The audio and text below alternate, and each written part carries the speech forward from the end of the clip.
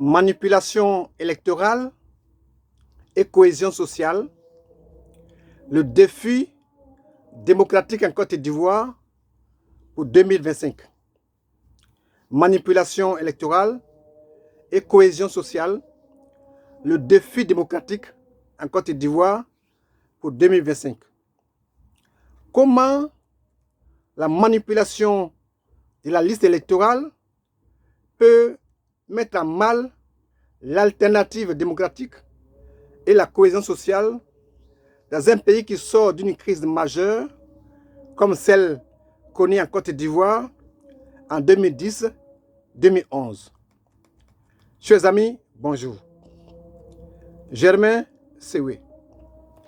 La transparence électorale est cruciale dans un pays qui cherche la stabilité après une crise majeure comme celle que la Côte d'Ivoire a traversée en 2010-2011. Pourtant, le Parti des peuples africains Côte d'Ivoire, PPACI, et le Parti démocratique de Côte d'Ivoire, PDCI-RDA, dénoncent d'importantes irrégularités dans la liste électorale.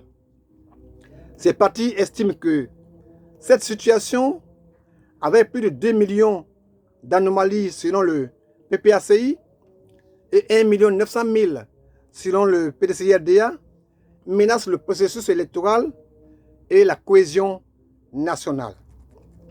Chers amis, les données évoquées comprennent environ 4 000 centenaires, ce qui peut poser, des questions sur la vitalité de certains électeurs inscrits. Ces incohérences-là soulignent le risque d'une manipulation électorale susceptible de fausser la volonté populaire. Un scénario, chers amis, qui pourrait replonger le pays dans des tensions sociales et politiques. Chers amis, on pourrait dire par boutade que les Ivoiriens jouissent des meilleures conditions de vie au monde, falsifiant joyeusement le fameux IDH pour notre plaisir. Mais de là à laisser figurer 4000 grabataires et centenaires sur notre liste électorale, cela relève de l'aberration. Oui, cela relève de l'aberration. Chers amis, certes, les partis politiques, tout comme vous et moi, pouvons repérer des anomalies sur la liste. Mais la seule entité compétente pour y apporter des corrections reste la CEI. Personne d'autre ne peut, depuis chez lui, ajouter, retirer ou modifier un nom sur la liste électorale. Sinon, chacun y ferait, à sa guise, y inscrivant par exemple les noms de ses ancêtres et bonjour les dégâts. Chers amis, mais que pouvons-nous faire si ce n'est, si cet exercice, que pouvons-nous faire si cet exercice, qui est pourtant un devoir, semble ennuyeux pour le bien-aimé président de la CEI et ses collaborateurs? Qu'est-ce qu'on peut y faire? Rien, sinon continuer à les interpeller et à dénoncer cette situation jusqu'à ce qu'il soit minuit. À les dénoncer jusqu'à ce qu'il soit minuit. Chers amis, c'est pourquoi il me semble, à l'approche des élections de 2025, plusieurs partis et organisations civiles unissent leurs voix pour demander un examen objectif de cette liste, insistant sur des garanties de transparence.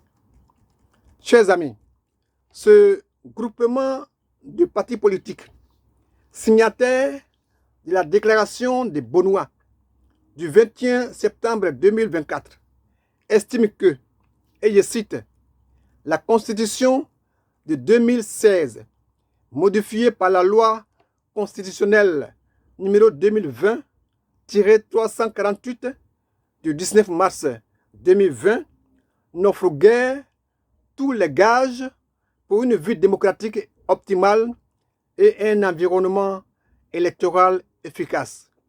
Fin de citation. Chers amis, c'est pourquoi il réclame des réformes électorales sur 8 thématiques, dont la révision du code électoral, la réforme de la CEI, la révision et la refonte de la liste électorale et la révision du découpage électoral. Mais avant cette déclaration, chers amis, il y a eu le 14 juillet 2024 l'appel des Beaunois visant le même objectif du rassemblement pour obtenir les meilleures conditions pour les élections de 2025. Comme on le constate, tous se dressent contre la manipulation du système électoral. Tous se dressent contre la manipulation du système électoral. Chers amis, alors la manipulation d'une liste électorale ou même de l'ensemble du système électoral n'affecte pas uniquement les résultats, mais aussi la confiance citoyenne dans le système.